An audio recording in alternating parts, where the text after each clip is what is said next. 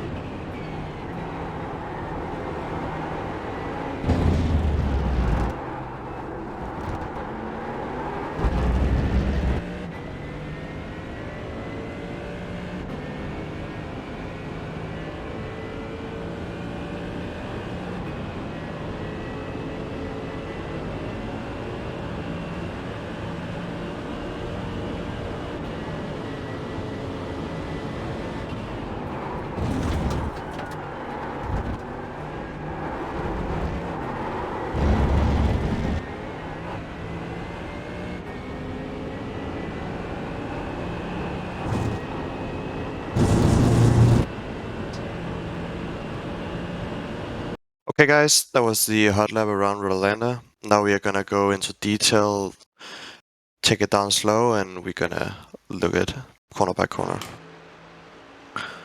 So coming into turn 1, you wanna brake just after the grass ends on the left. You see the tarmac starts and the grass ends. That's my braking point for this track. So hit the brakes, you want to peak around 50% or so pressure. Go down to 4th gear. And you want to keep the brakes on, you want to trail brake in this corner, it's very, very important. And then early on power before the apex. You can tap the curb a bit on the inside if you want to, not too much, so that will upset the car, so don't do it too much. Drift out wide in the exit.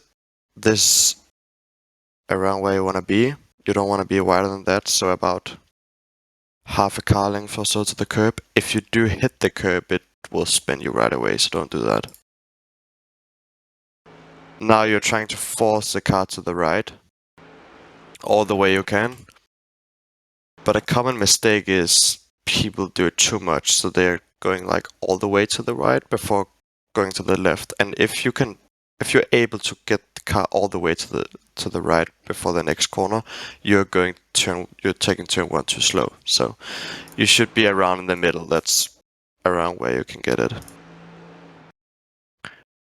So here you want to start braking early and soft before you go to peak pressure. My braking point for this is like just when I get up over the hill, I start to tap the brakes, and then when I get on the curb, I go to peak pressure. So I basically just brake on the curb. And my turn in point for turn 3, because it's a blind corner, it's very hard to know where to turn in because you can't see the apex. My turn in point is in the end of this curb. Like that, and you want to keep trail braking to get the nose in. Take this curb, turn 3. Pretty hard. You don't want to take too much of it though, then you'll get an off track and your lap will be invalidated. Back on full power right after you land the car. You want to keep this until turn 5 in the end of the SS. You should be able to do that in a GT3 car. Want to take this curb, hold the curb all the way. Full throttle, full throttle. Don't take this curb, you can touch it if you want, but don't take it. This next curb, you take it all the way. You can touch the grass if you want, it won't upset the car. This curb you want to rather brake a bit early. I start braking just before I come to the curb. Drive up on it. Want to go down 2 gears. Down to 3rd. And my turn-in point is also at the end of this curb. Turn in. and you want to get early on power for this corner. You can take this curb or you can avoid it, that's up to you. Some do, some don't. It's around the same lap time, but yeah, it's just a different driving style. Want to get all the way out on the exit here. Since it's a GT3 car, you can take all the curb on the exit, it won't upset the car.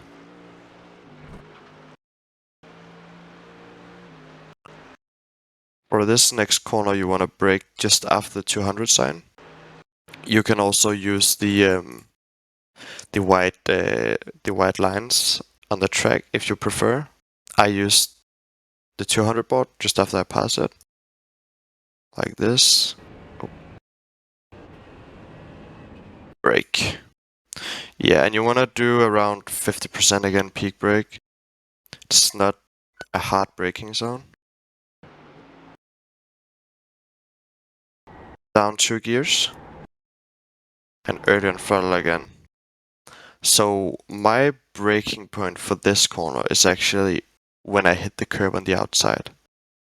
So I go full power, and then when I come to the curb, start braking. And you want to keep the car on the curb to make the corner as wide as possible. So down 1 gear. You want to turn in late for this corner. This was actually a bit to the early side. You can turn in later than this, but still okay. You want to just touch this curb and go as early as you can on power. It can be tricky though, since it's such a slow corner in these high powered cars, but yeah, try to get the power down as early as possible. You can run wide here on the exit and use all curb.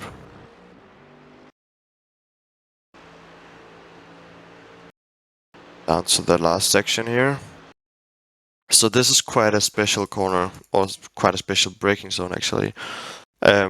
Since you have a lot of compression down to this braking zone, this is actually one of the braking zones where you can have the highest peak pressure in iRacing. Because the track goes down, and then it evens out at the end. So you get so much load on the front tire, so you can go full braking pressure if you want, and it won't even go to ABS. So if you do 90%, 95%, 100%, it all works. So don't be afraid to use a lot of brake in this braking zone. So I brake just before the 100 board.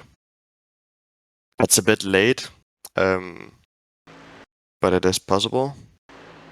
And you see I use almost 100% here. Almost 100%. Start to bleed off the brakes a bit early. It's very important that you bleed off the brakes early here, so you can get the car turned in. Otherwise, it'll just understeer, and you won't make the apex. Here you can. Usually, I use the grass here. You won't get an off track, but since there is a lot about iRacing and grass dipping at the moment, I don't know if you're allowed to. So I prefer not to do it today. So yeah. Remember to use as much of this curve as you can. Early on power. It's better to be a bit too much on the left here than too much to the right, because then you'll get a better exit out of this corner. Use all the curb here on the exit. And since this is a hot lap, we're trying to make it as sharp as possible in the last corner, and it'll save us half a tenth or so. And it's just easy full throttle. Alright guys, that's everything for me this time. If you enjoyed what you saw, you should remember to like and subscribe to the channel to stay notified about upcoming track guides. See you guys.